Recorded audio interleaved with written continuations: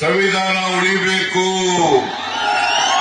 ಸಂವಿಧಾನ ಉಳಿದ್ರೆ ನಾವೆಲ್ಲ ಉಳಿತೀವಿ. ಬಾಬಾ ಸಾಹೇಬ್ ಅಂಬೇಡ್ಕರ್ ಅವರು ಕೊಟ್ಟಿರ್ತಕ್ಕಂಥ ಸಂವಿಧಾನ, ಬಾಬಾ ಸಾಹೇಬ್ ಅಂಬೇಡ್ಕರ್ ಅವರು ಕೊಟ್ಟಿರ್ತಕ್ಕಂಥ ಸಂವಿಧಾನ, ಅದನ್ನು ರಕ್ಷಣೆ ಮಾಡತಕ್ಕಂಥ ಜವಾಬ್ದಾರಿ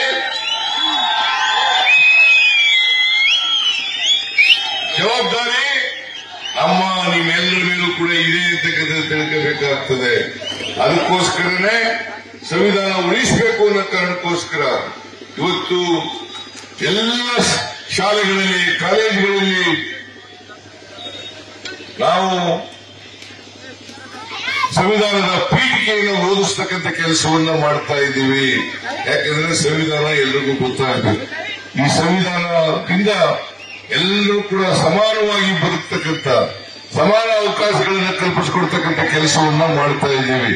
ಅದಕ್ಕೋಸ್ಕರ ಪ್ರಜಾಸತ್ತೆ ಉಳಿಬೇಕು, ಸಂವಿಧಾನ ಉಳಿಬೇಕು.